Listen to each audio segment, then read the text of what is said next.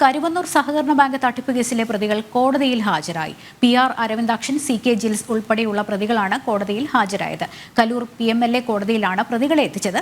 Case നടപടികളുടെ ഭാഗമായിട്ടാണ് പ്രതികളെ വിളിപ്പിച്ചത്. വിവരങ്ങളുമായി ജിജീഷ് കരുണാകരൻ ചേരുന്നുണ്ട്. ജിജീഷ്, ഈ കരുവന്നൂർ സഹകരണ ബാങ്ക് തട്ടിപ്പ് കേസിലെ പ്രതികളെ കോടതിയിൽ ഹാജരാക്കിയ സാഹചര്യം ഏറ്റവും പുതിയ വിവരങ്ങൾ എന്തൊക്കെയാണ് ജിജീഷ്?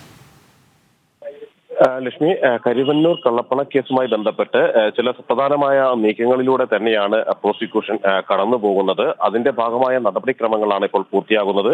ഈ കേസിന്റെ നടപടിക്രമങ്ങളുടെ ഭാഗമായി 55 പ്രതികളിലും ഇന്ന് കോടതിയിൽ ഹാജരാകാൻ നിർദ്ദേശിച്ചിരുന്നു. അതിൽ അറസ്റ്റിലായ 4 പ്രതികളെയും കോടതിയിൽ ഹാജരാക്കിയിട്ടുണ്ട്. ഒപ്പം തന്നെ മറ്റു പ്രതികളും ഇപ്പോൾ ഹാജരായിട്ടുണ്ട്. പ്രതികളായ PR അരവിന്ദാക്ഷൻ, CK ജിൽസ്, ഒപ്പം തന്നെ PP കിരൺ, സതീഷ് കുമാർ അടക്കമുള്ള പ്രതികളെയാണ് കോടതിയിൽ ഹാജരാക്കിയിട്ടുള്ളത്. കൃത്യമായി തന്നെ ഈ സ്വത്തുക്കൾ കണ്ടുകെട്ടിയ പ്രതികളിൽ നിന്ന് കണ്ടുകെട്ടിയ സ്വത്തുക്കൾ പണം നഷ്ടമായ നിക്ഷേപകർക്ക് തിരികെ നൽകുന്നതുമായ നടപടികളാണ് പുരോഗമിക്കുന്നത്. അത്തരത്തിലുള്ള ആവശ്യം ഉന്നയിച്ചുകൊണ്ട് കോടതിയിൽ ചില ഹർജികൾ വന്നിരുന്നു. ആ ഹർജികളുടെ അടിസ്ഥാനത്തിലുള്ള തുടർ നടപടികളാണ് പ്രധാനമായും ഇന്ന് കലൂർ PMLA കോടതിയിൽ നടക്കുന്നത്. കോടതിയുടെ നിർദ്ദേശപ്രകാരമായിരിക്കും ഇത്തരത്തിൽ സ്വത്തുക്കൾ കണ്ടുകെട്ടി മറ്റ് ആളുകൾക്ക് നൽകുന്ന നടപടികളിലേക്ക് കടക്കുക. ഇങ്ങനെ പണം തനിക്ക് തിരികെ ലഭിക്കാനുള്ള 3,27,500 രൂപയുടെ നഷ്ടപ്പെട്ട പണം തിരികെ ലഭിക്കാൻ ഇത് പ്രതികളിൽ നിന്ന് കണ്ടുകെട്ടിയ സ്വത്തുക്കളിൽ നിന്ന് നൽകണം എന്ന് ആവശ്യപ്പെട്ടുകൊണ്ട് പണം നഷ്ടപ്പെട്ട മഹാദേവൻ എന്നയാളാണ് ഈ ഹർജി നൽകിയിരിക്കുന്നത്. സമാനമായ കൂടുതൽ ഹർജികൾ കോടതിയിലേക്ക് എത്താനുള്ള ഒരു സാധ്യതയാണുള്ളത്. നിലവിൽ 108 കോടിയോളം രൂപയുടെ സ്വത്തുവകകൾ 2 തവണയായി എൻഫോഴ്സ്മെന്റ് ഡയറക്ടറേറ്റ് പ്രതികളിൽ നിന്ന് കണ്ടുകെട്ടിയിട്ടുണ്ട്. പണമായും മറ്റു സ്വത്തുവകകളുമായും എല്ലാം തന്നെയാണ് ഇത്രയും പണം കണ്ടുകെട്ടിയിട്ടുള്ളത്.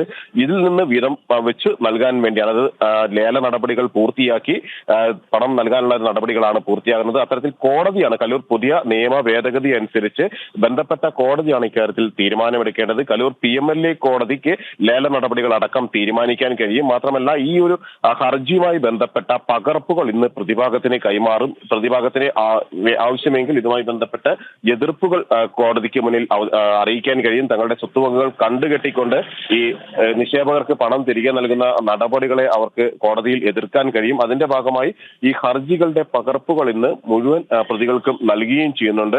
ഏതാണ്ട് 30 കോടി രൂപ മുതൽ മുകളിലേക്കുള്ള സ്വത്തുവകകൾ അത്തരത്തിൽ പല പ്രതികളിൽ നിന്നായി പല ഘട്ടങ്ങളിലായി കണ്ടുകെട്ടിയിരുന്നു. ഇത്തരത്തിലുള്ള തുകകൾ വീതം വെച്ച് നൽകാനുള്ള നടപടികൾ അത് നേരത്തെ തന്നെ നിയമ ഭേദഗതികളിലൂടെ ആരംഭിച്ചു. മുമ്പ് പ്രധാനമന്ത്രി നരേന്ദ്രമോദി അദ്ദേഹം തിരുവനന്തപുരത്ത് നടത്തിയ പ്രസംഗത്തിലും അത് തന്നെയായിരുന്നു നേരത്തെ വ്യക്തമാക്കിയത്. ഇത്തരത്തിൽ പണം നഷ്ടപ്പെടുന്ന ആളുകൾക്ക് അത് തിരികെ ലഭിക്കുന്ന ആ സാഹചര്യം ഉണ്ടായിരിക്കും. മുഴുവൻ ആളുകൾക്കും പണം ലഭിക്കും.